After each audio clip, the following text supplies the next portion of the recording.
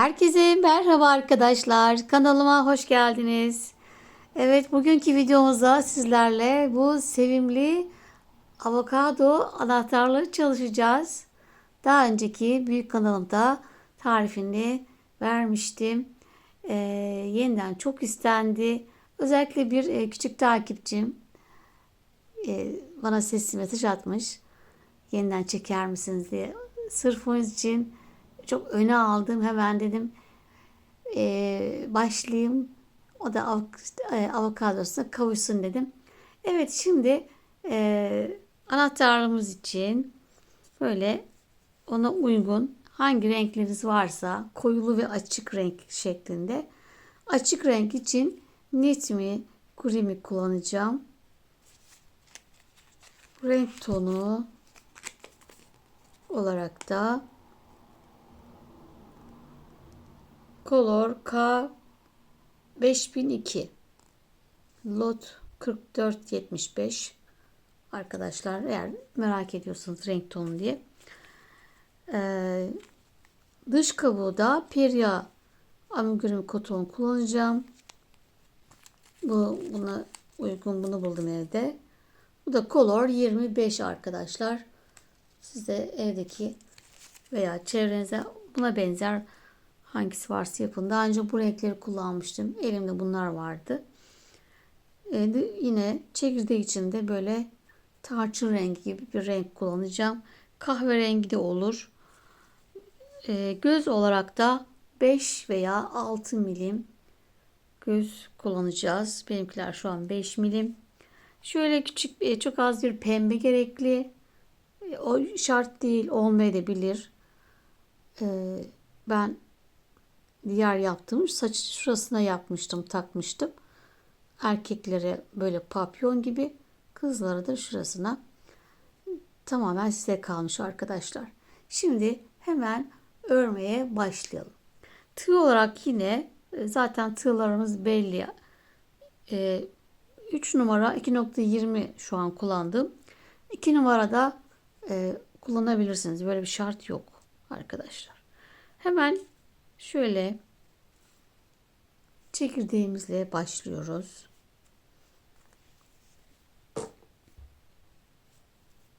Sihirli halka yapalım ve içerisine 6 tane sık iğne ile başlıyoruz.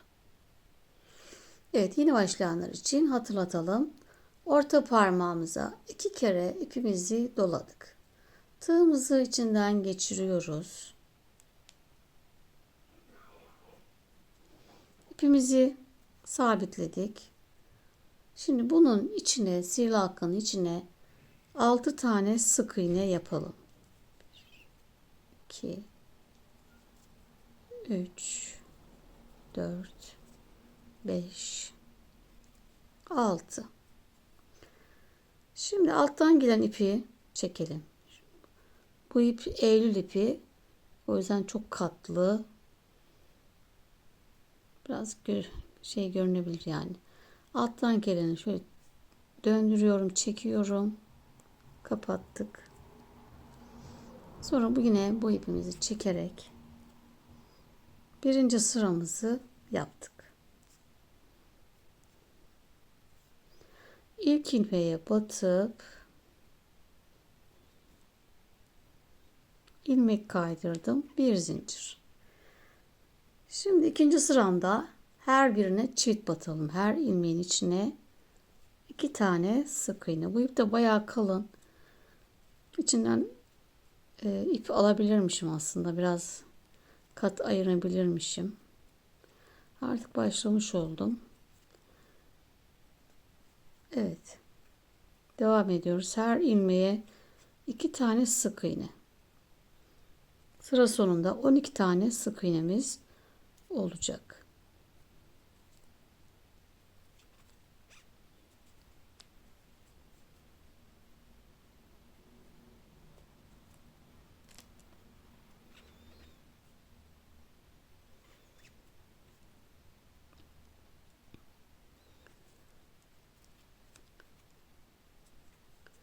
Sayalım. 2, 4, 6, 8, 10. Evet, şunu da batıyoruz ve 12. Şimdi buraya ip takalım. Sıramızı belirlemek için.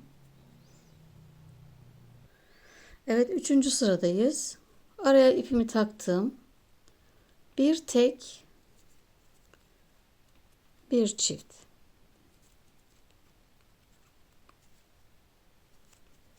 Sıra sonuna kadar bir tek, bir çift yapalım. 6 tekrar yapıyoruz. Evet, sıra sonunda 18 sık iğnemiz oldu. 4. sıradayız. 2 tane tek, bir arttır, 2 tek, bir arttır. Tekrar yapalım. 6 tekrar. Sıra sonunda 24 sık iğneye ulaşacağız. Evet, 5. sıradayız. 3 tane tek,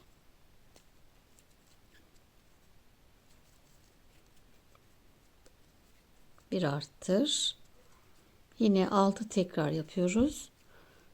3 tek, bir arttır. Sıra sonunda 30 tane sık iğneye ulaşacağız. Daha sonra 2 sıra eksiltme artırma yapmadan düz örelim. Evet, 2 sıra düz örgümü tamamladım. 2, 4, 6, 7 sıra ördük çekirdeği. Şimdi 3 tane ilmek kaydırıp ipimizi koparacağız. Ve açık işle geçeceğiz. 3 ilmek kaydırdım. Bir zincir çekip ipimi kesiyorum.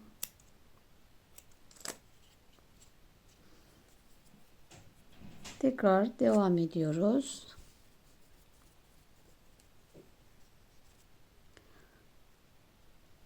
İpimizi önce bir sabitledik. Hemen ilk ilmek kaydırdığımız zaten sıra başı. Birinci ilmek kaydırdığımı batıyorum.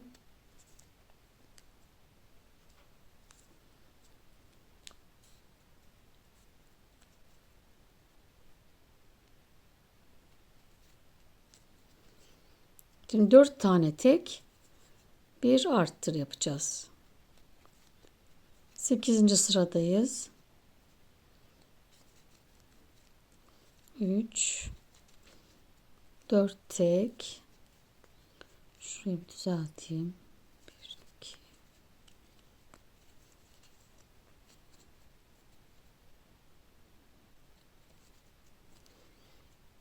3 ve 4. Bir arttır. Sıra sonuna kadar yine 6 tekrar. 4 tek, bir arttır.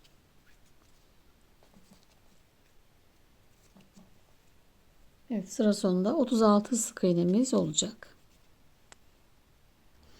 Evet, 9. sıradayız. 5 tane tek, bir arttır yapalım. 2, 3, 4, 5, bir arttır. Yine sıra sonuna kadar 5 tek, bir arttır. Sıra sonunda 42 sık iğnemiz olacak.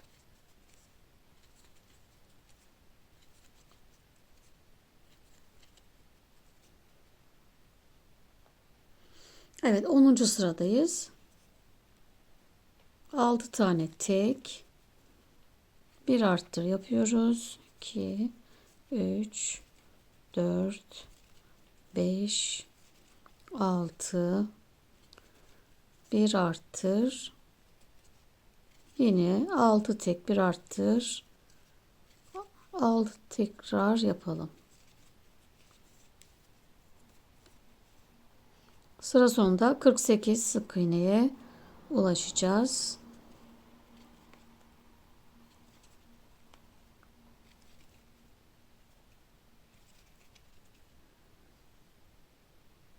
Evet, 11. sıradayız. 7 tane tek, Bir arttır yapalım. Yine 6 tekrar.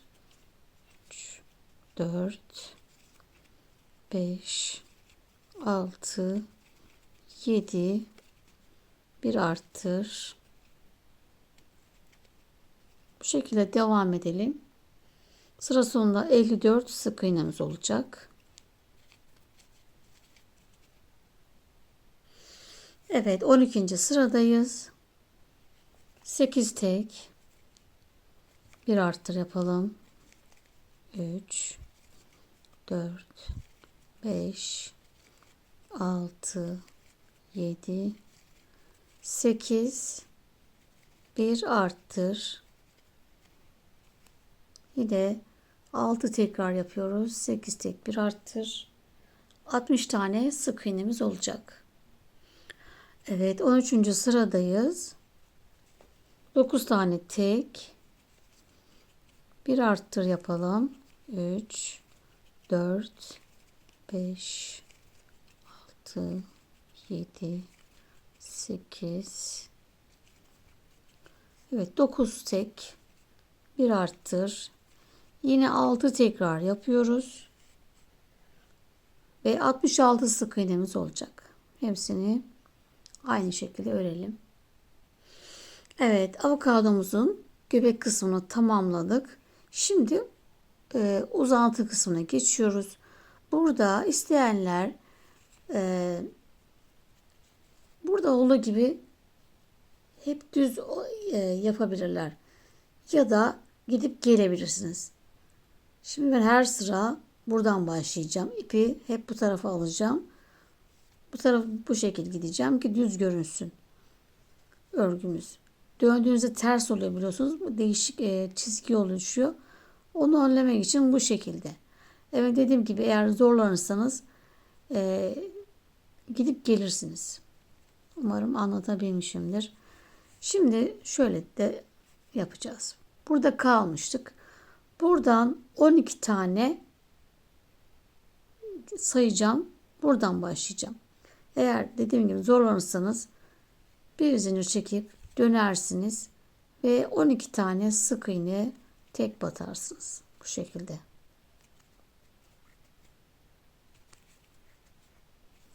Böyle görülmesini istemediğim için bakın tersi kabarık oluyor. Bu görüntü olmasın diye şimdi biz benim gibi yapmak isteyenler buradan şöyle ipi uzatıyorum. 12 sayalım. 1, 2, 3, 4, 5, 6, 7, 8, 9, 10, 11, 12. Şurası. Tam da arttırdığımız yer. Buraya kadar ipimizi şöyle uzatalım. İçinden geçiriyorum.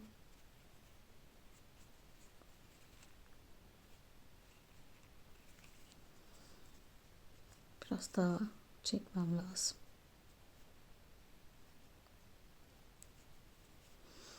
Evet. Gergin o. Gevşek çok gergin olmasın, toplamasın. Evet, burayı düz yaptım aynı boyda. Bunu da bu tarafa yine aynı boyda yapıyorum. Şöyle bir zincir çekip hemen birinciye batıyorum.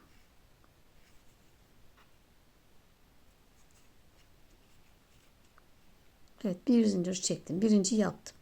Bu tarafa yine 12 tane tek batıyoruz. 2, 3,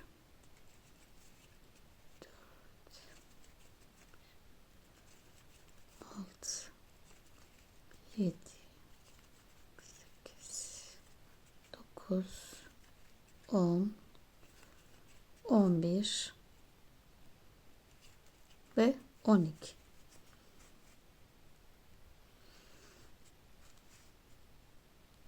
Tekrar bu tarafa gidiyoruz. Şimdi 14'tü. 15. sırayı yapıyoruz. Yeniden uzatıyorum. Aynı boyda. Şöyle ilk ilmeğe batıyorum. Bunu da yine buraya aynı boyda uzattım.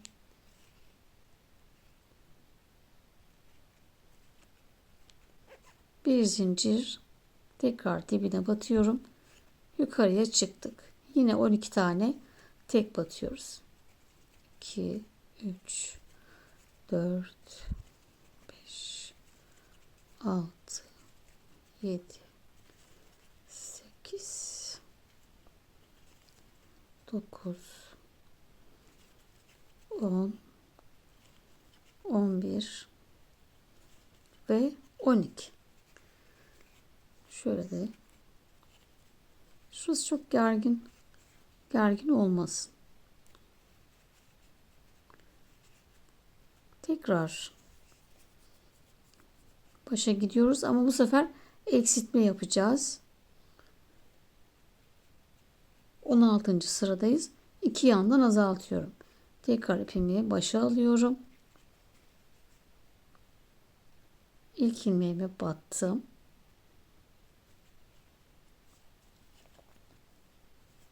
Bu ipi de yine başa aldım. İsterseniz her sıra kopararak da yapabilirsiniz. Bu şekilde zor geliyorsa.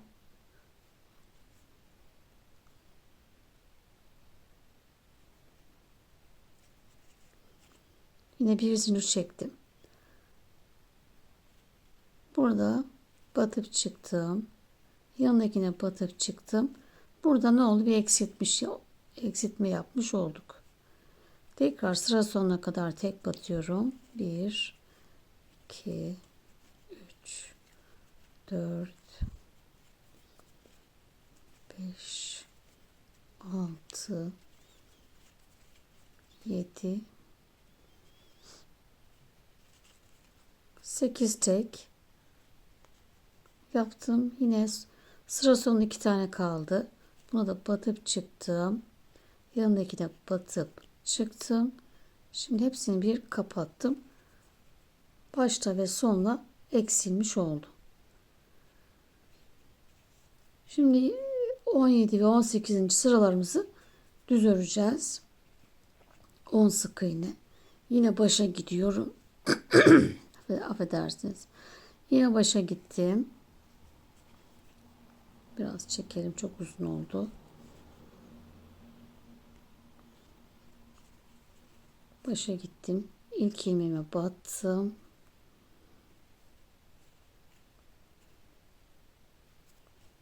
Bunu da bu tarafa yine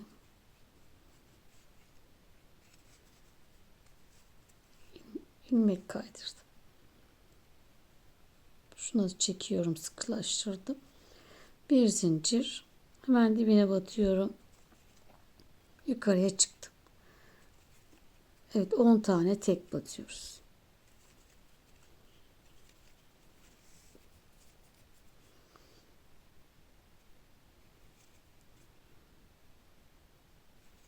Beş, 6, 7, 8, 9 ve 10. Tekrar başa gidiyorum.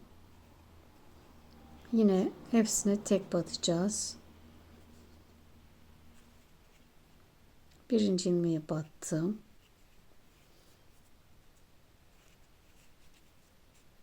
Şunu da bu tarafa ilmek kaydırdım. Bir zincir. Şöyle çekelim arkadan da şurayı, şu potluğu düzeltelim. Evet, düzelttik. Hemen yine dibine battım. 10 tane tek batıyorum. 3, 5, 6,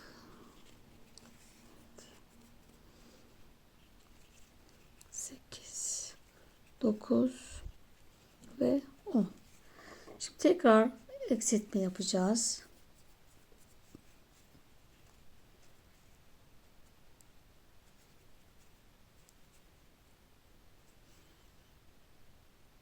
Evet, 19. sıradayız. Yine başa gidiyoruz. 2 tane azaltma yapacağız. Başa kadar çektim. İlk ilmeğe batıyorum. Bu ilmeği de bu tarafa alıp ilmek kaydırdım. Bir zincir. İlk ilmeğe batıp çıktım. Tekrar yanındakine batıp çıktım. 2 ilmeği bir alarak azalttık.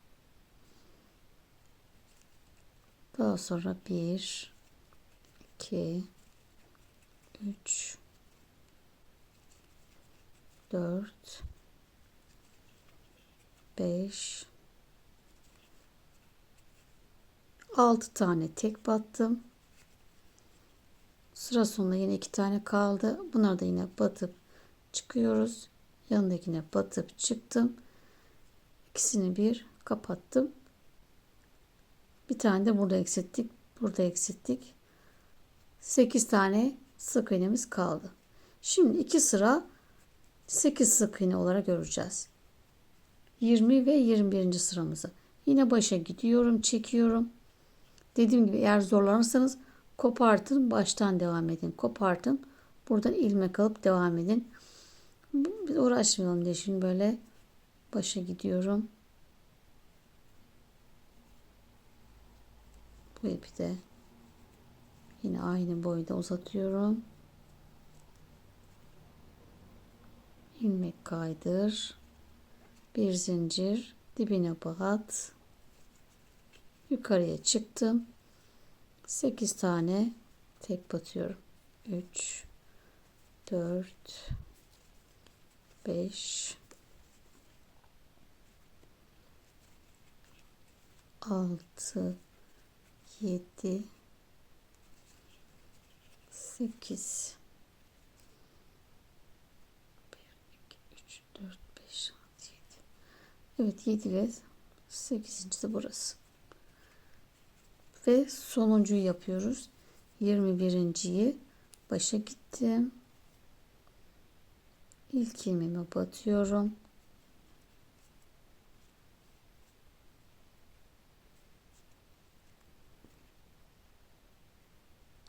İlmek kaydır. Bir zincir. Dibine batıp yukarıya çıktım. 8 tane tek batarak avokadomuzun iç kısmını bitirmiş olduk.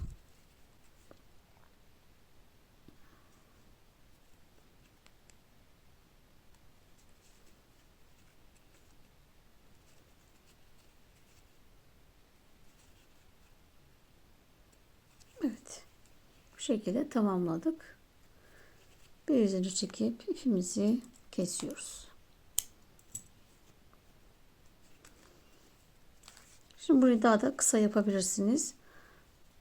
Bu kadar uzun istemiyorsanız arkadaşlar şöyle daha da 2 sıra mesela eksik de olabilir. Bu tamamen size kalmış, arzuya kalmış. Şimdi bu arkası bu şekilde şöyle çekiyorum, yine bir esnetiyorum. Evet, şimdi dış kabuğunu yapacağız. Dış kabuğu için tekrar gösterme gerek yok. 6 ile başlıyoruz.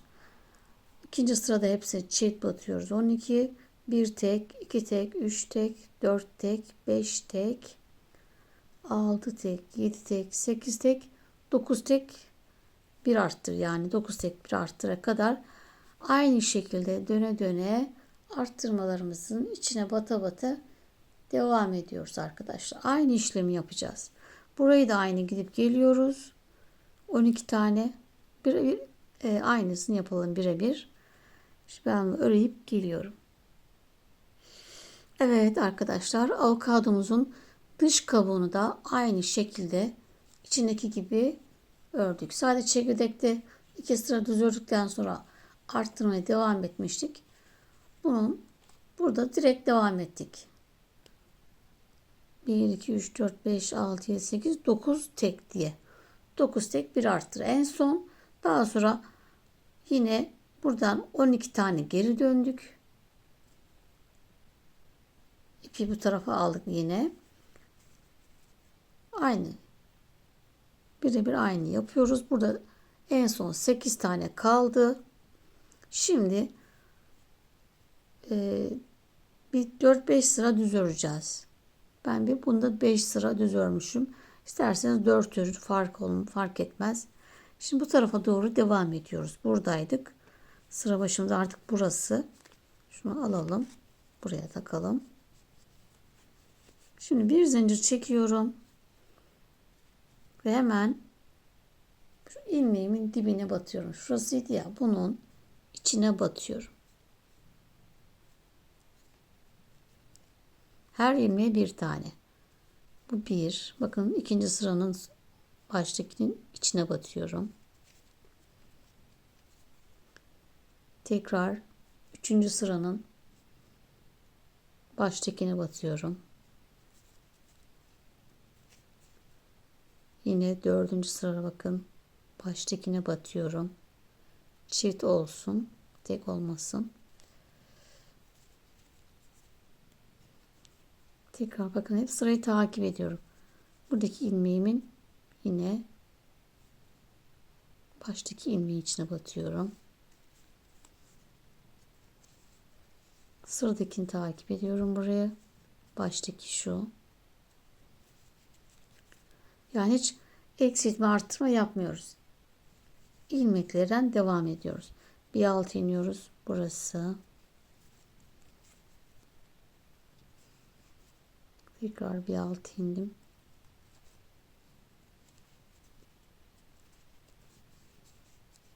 Ve burası, en son burası. Evet, her ilmeğe bir tane battık. Şimdi hemen bunun devamında şuradan sıradaki ilmekten devam ediyoruz. Sıra sonuna kadar eksiltme artırma yapmadan örelim. Evet, örgümün bütün çevresini dolandım. Yine uzun yere geldik. Yine ilmeklerin sırayla içlerine batıyoruz. Sıradaki ilmeğimiz burası. Hemen baştakine batıyoruz. Tekrar sıradaki ilmeğimizin baştakine batıyoruz. Tekrar sıradakine.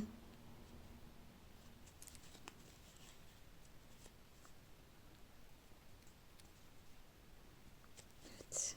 Her ilmeğe bir tane.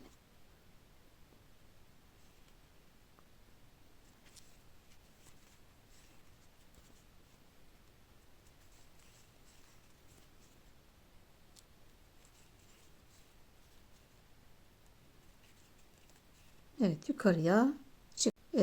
Bir zincir çekmiştik. Öyle yapmadım. Bu sefer yapmayalım. Döne döne devam edelim. Batıyor. Bu tarafa devam ediyorum.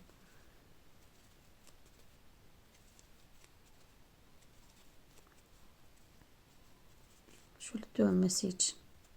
Kıvrılması için. Evet arkadaşlar, dış kabuğunu toplam 5 sıra düz ördüm. Şuradan başladık. 1, 2, 3, 4, 5.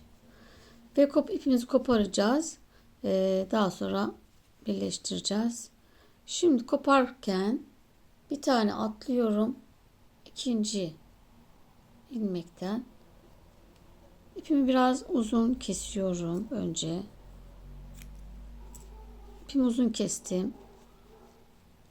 Şimdi birinciyi atladım. İkinci ilmekten çıktım. Bu ipi bu tarafa alıyorum. İçinden geçiriyorum ve çıkardık. Bu tarafa aldık. Şimdi bu ipi tekrar ilk ilmeğin arkadan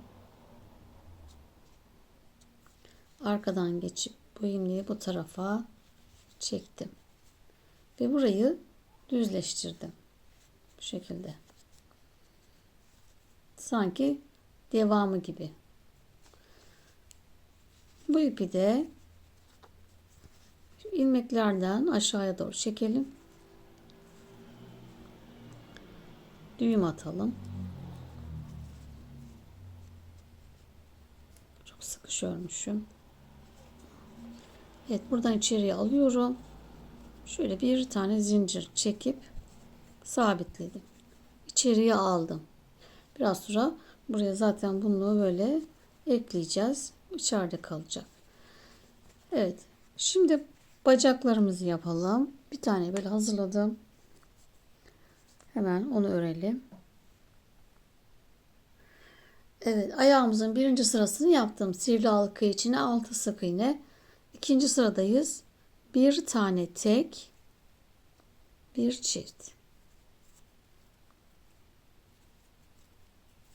Bir tek, bir çift. Bir tek ve bir çift. 3 tane arttırma yaptık. Sayımız 9 oldu. Şimdi 3. sırayı eksiltme arttırma yapmadan düz örelim. Şu ipi de takalım araya. Sıramız belirlemek için. Evet, 9 tane sık iğneye tek batalım.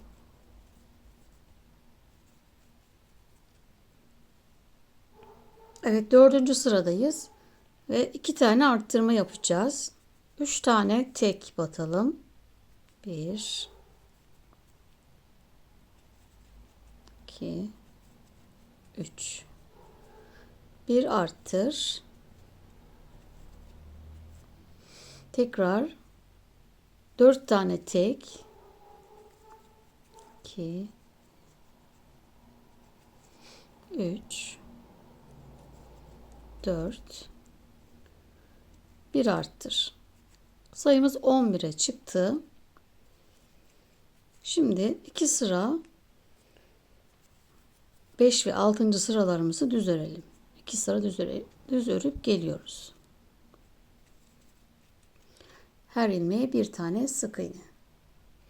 Evet, sıra sonuma geldim. 2 sıra ördüm. İlmek kaydır. Bir zincir çekip ipimizi keselim.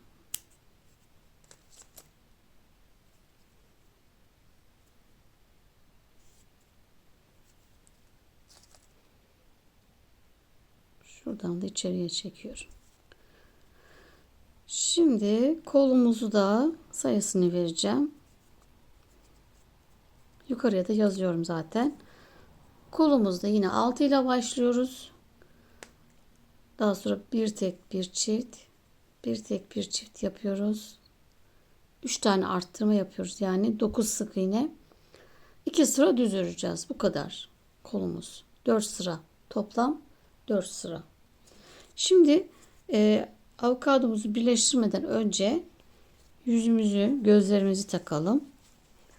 Gözümüzü şöyle alıyoruz. Şuradan bir bakalım. Kaçıncı sıra? 2, 4, 6, 8 ve 9. sıra arasına takmışız. Yanlarda iki tane bırakılmış. Hemen bakalım. 9. sıramızı bulalım.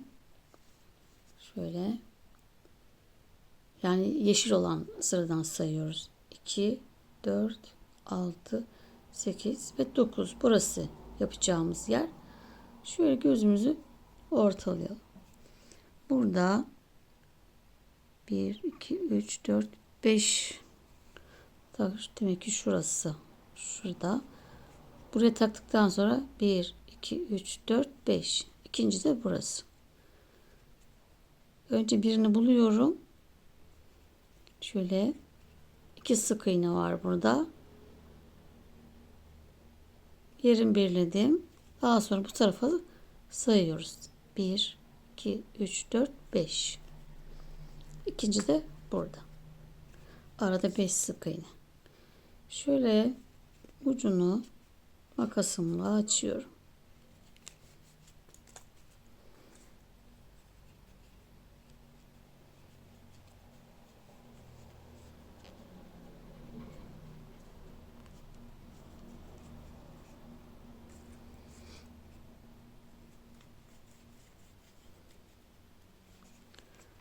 Evet, gözlerimiz bu şekilde. Şimdi bunları benim kilitlerim çok geniş arkadaşlar.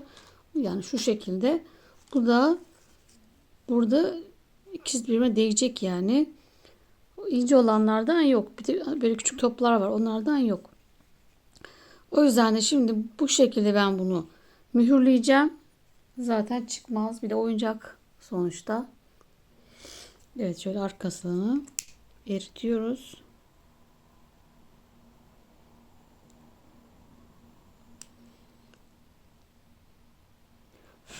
Biraz bekliyorum. Hemen bastırmıyorum. Şöyle yayıyoruz. Evet. Kilitsiz yaptık. Çünkü çok küçük. Dediğim gibi alan. Bu da aynı.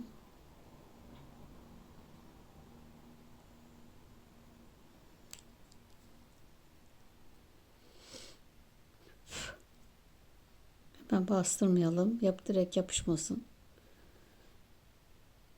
Evet. Şimdi böyle yayalım. Evet. Böyle de gözlerimizi mühürledik. Şimdi kirpiklerini, ağzını yapalım. Siyah ipi alıp katlarını ayıralım. Evet. Normal koton iple yapıyorum. Katını ayırıyorum. 2 kat olarak yapacağım. Şöyle. Daha zaten ipiniz inceyse gerek de yok. Normal bir makara kullanıyorsanız. Şimdi bunu ayırıp geleyim ben. Evet, iğnemize taktık. Hemen gözümün şu yandan çıkacağım.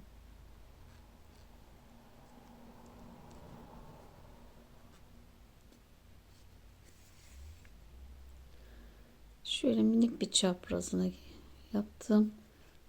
Tekrar şöyle bakın, yukarıya çıkıyorum.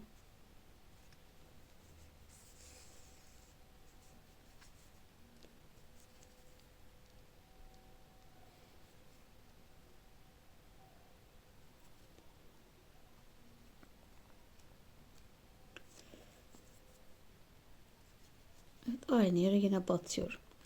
Buradan karşıya gidiyorum. Gözümün ortasından şuradan bulduğum bir yerden çıktım. Şöyle kirpiğimi yaptım. Bunu da yine yukarı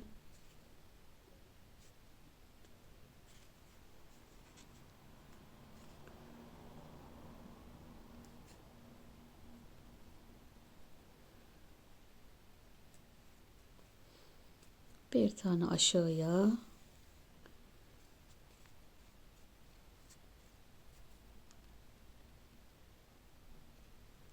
Buradan da şimdi aşağıya ağzımıza ineceğiz. 1-2 sıra aşağıya. Şu gözümüzün şuradan 1-2 ağzımız da burası. Şöyle gözlerimiz hizasında. 3 sık iğne tam ortada, şurada 3 sık iğneyi bulalım. Şuradan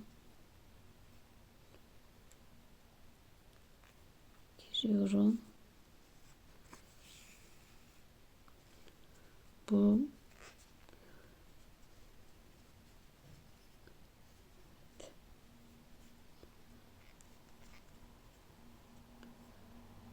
bir, iki.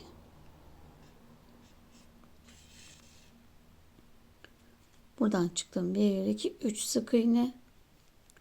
Şöyle ortadan çıkıyorum. Gülen bir ağız.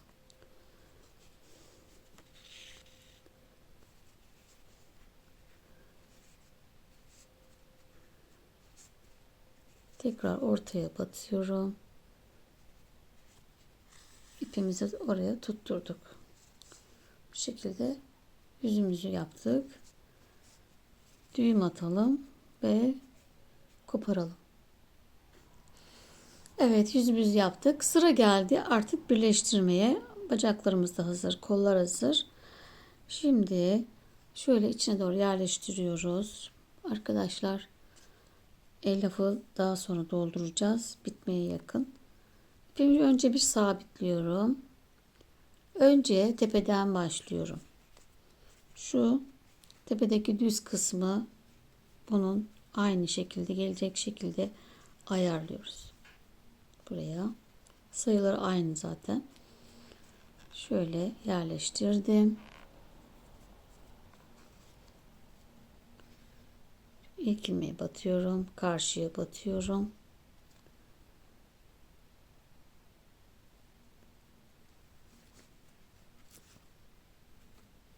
Ve örerek birleştiriyoruz. İsteyenler dikebilir de. O da güzel olur. Böyle zorlanırsanız dikin. Buraya hemen karşısına gelen ilmeğe batıyorum. Sık iğne ile birleştiriyorum.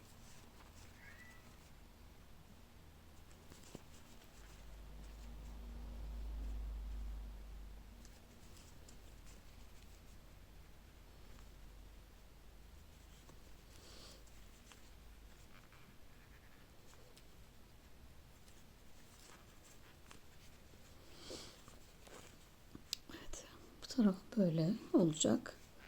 Sonra böyle içine doğru kıvırdığımızda bu şekil görünüyor. Çok kişiler daha muntazam oluyor arkadaşlar.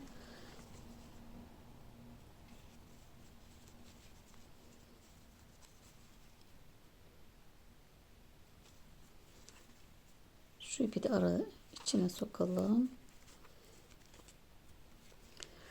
Evet, şimdi dönüyoruz bu tarafa doğru, aşağıya doğru. Burada da şuraya kadar, şu arttırmaya kadar birleştirmeye devam edelim. Burada kol takacağız. Şöyle.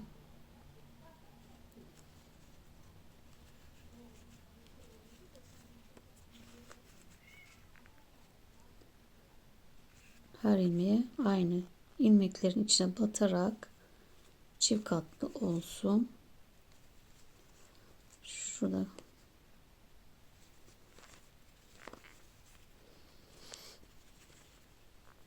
sıradaki ilmeğimin içine batıyorum, karşıya batıyorum.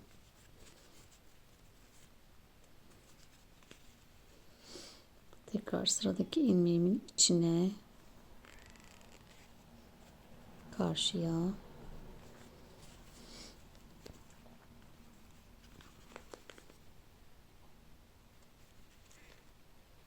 Çift kat yapalım. Bakın burada tek oldu. Tekrar bir altı daha battım, çift. Hemen karşısı.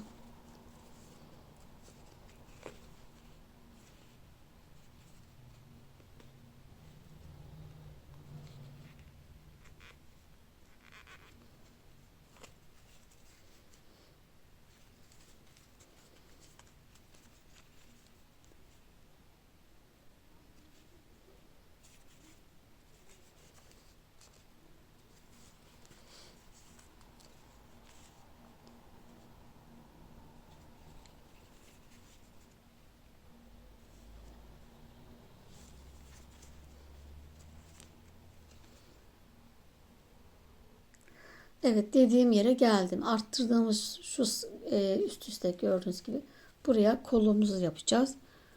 Kolu aldık.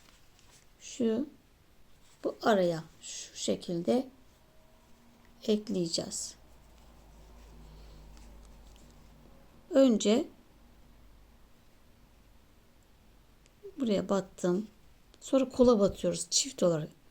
Battım karşıya, yani şöyle buraya da battık. Buradan karşıya. Kolumuz dışarıda olacak bu şekilde. Arada böyle örerek birleştireceğiz. Şimdi ipi bu tarafa alıyorum.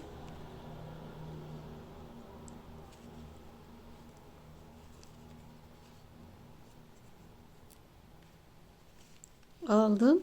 İlmek kaydır. Tekrar sıradakine battım. Kola battım. Karşıdan çıktım. Kabuğuna batıyorum. Şimdi hepsini tekrar ipi çekiyorum bu tarafa. İlmek kaydır. Sıradakine batıyorum. kola batıyoruz sıradaki ilmeğe. Karşıdan çıkacaktı. Yine kabuğuna battık. İpi hepsinin içinden geçiriyorum. İlmek kaydır. Tekrar sıradaki aynı. Sıradaki ilmeğe battım. Kola battım.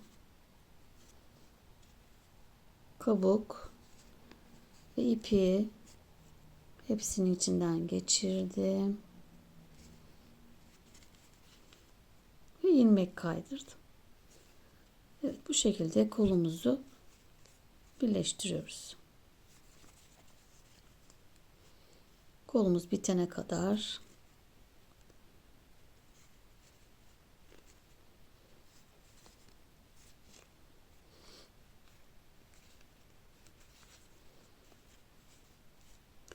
evet, kolumuzu birleştirdik. Arada kaldı gördüğünüz gibi. Daha sonra şöyle bunu silikonla şöyle yapıştıracağım ben. Böyle de kalabilir. O da sevimli. Şimdi tekrar devam ediyoruz. Kolumuz bitti. Sıradakine battım. Kabuğa battım. Şimdi sık iğne olarak tekrar örüyorum. İlmek kaydırmıyorum. Sadece kolda, bacakta aynı yapıyoruz. Tekrar öre öre gidiyorum. Sık iğne ile.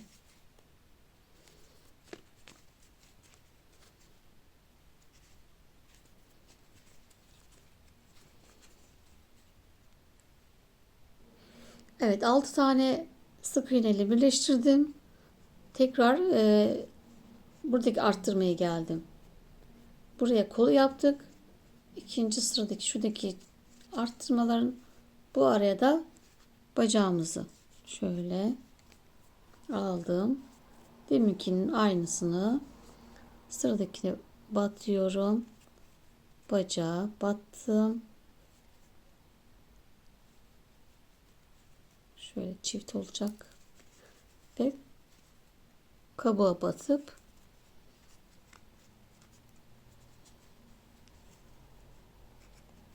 ilmek kaydırıyoruz. Şimdi burayı da aynı yapalım. Buraya tek tek çok zaman aldı.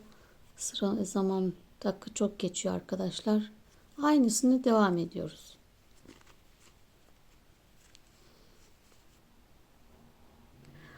Evet, tekrar devam ettim birleştirmeye arkadaşlar. Burada artırmaları takip ediyoruz. Bunlar bize rehberlik yapmış olacak. Yani simetrisi aynısını yapmış oluyoruz. Karşıya geldik.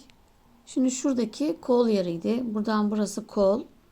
6 tane tekrar sık iğneyle birleştiriyoruz. Burası da bacak yeri. Bakın hemen karşısı. Bunları takip edeceğiz sadece arttırma yerlerini. Şimdi buraya 6 tane ilmeği ayarladım. Şu arttırmadan sonra burası 6. Tekrar alıyoruz. Ve şöyle aynısını yapalım. Bir buraya, bir bacağa, bir karşıya batıp ilmek kaydıralım. Burayı da yine birleştirelim. Burası da aynı kol. Burayı birleştirdikten sonra içini güzelce elyafla dolduralım. Evet, bacaktan sonra 6 sık iğne ile birleştirdim. Şimdi elyafla güzelce dolduralım. Şu çekirdek kısmına özellikle sıkıştıralım. Dışarıya doğru belli olsun.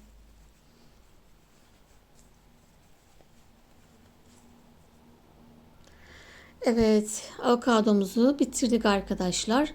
Şimdi silikon tabancamı ısıtıyorum. Şu bacakları şöyle olsun istediğim için yapıştıracağım. İsterseniz dikebilirsiniz de. Kolları böyle hoşuma gitti. Çok tatlı duruyor, sen açmış gibi. Burada da daha önce dikmiştim ben. İster böyle yapın, ister böyle, nasıl beğenirseniz. Şimdi artık yanaklarına da şöyle bir iple, çift katlı pembeyle allık yaptım. Şöyle ağzından bir sık iğne geride. Normal iğneyle bir sık iğne arkadaşlar battım. Şimdi Şurada kurdelamız var. Hemen onu da yapalım, bitirelim. Videomuz çok uzadı.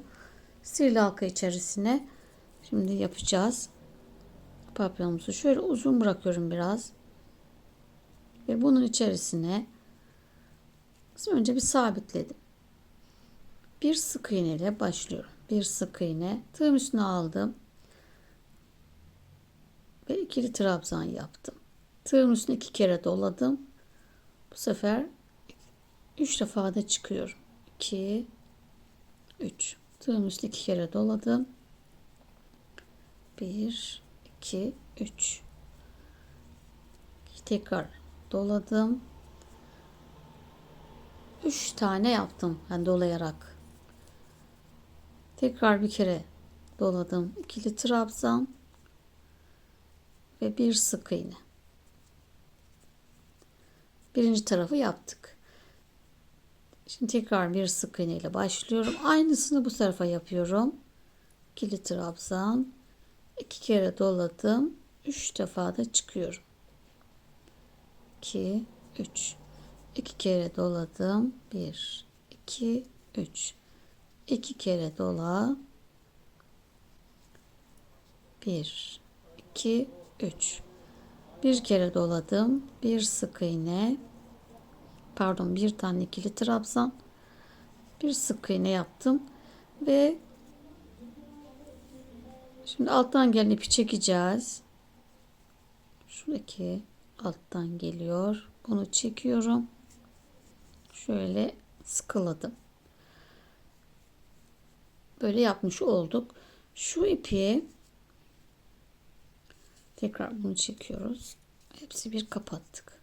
Şu ipi biraz uzun kesip dolayacağız. Şöyle fiyonk yapmak için ortasını. Biraz uzun kestim. Şu ipi de keselim, biraz çok uzun. Ve bunu dolayalım. Şöyle bunu da arada dolayalım şöyle.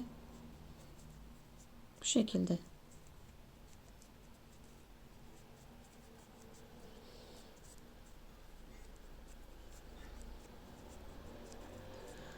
Sonra ucuna iğne takıyoruz ve ister buraya, ister erkek papyon buraya şöyle. Ben şimdi bu silikonla yine yapıştıracağım. Dediğim gibi isteyen dikebilir, isteyen de silikonla yapıştırabilir. Şurada iğnemizi alalım. Evet, iğnemi geçirdim. Şöyle tam ortadan çıkıyorum.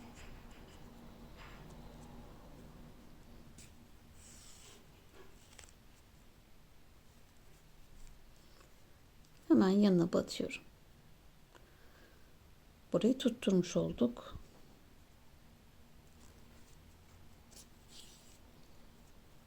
Evet.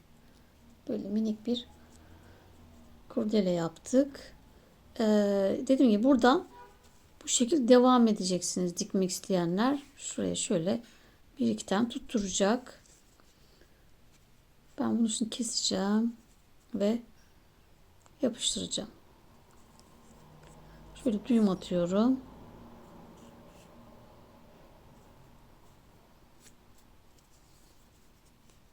Ve koparıyorum.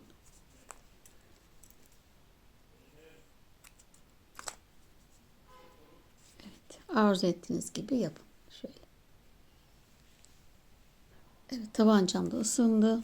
Hemen şu iç kısımdan şöyle yapıştırıyorum. Biraz bastıralım. Bu tarafta aynı. Biraz bastırmanız gerekiyor. İyice güzel yapışması için.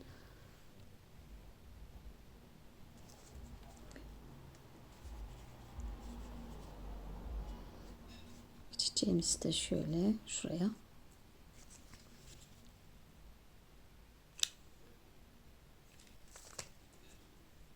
Evet, kurdelamızı da yapıştırdık. Çok cici bir kızımız. kış avokadomuz oldu. Bu da erkek için. Bunu damadımın arabasındaydı bu. Oraya takıyordu. Şimdi bunu da diğerini yeğenim almıştı. Yine kız olanı. Böyle sevdiklerinizi yapabilirsiniz. Çok güzel bir hediye veya kendinize veya sipariş alabilirsiniz. Evet, bitirdik arkadaşlar. Avokadomuzun sonuna geldik. Evet. Çok tatlış oldu. Bunun ipleri daha kalın olduğu için büyük arkadaşlar. Eylül ipiyle örmüştüm. Onlar kalın biliyorsunuz.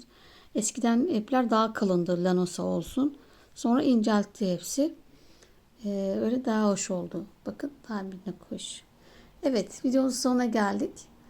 Kanalıma abone olmayı, yorum beğeni yapmayı unutmayın canlar. Tekrar yeni videolarda görüşmek üzere. Hoşça kalın.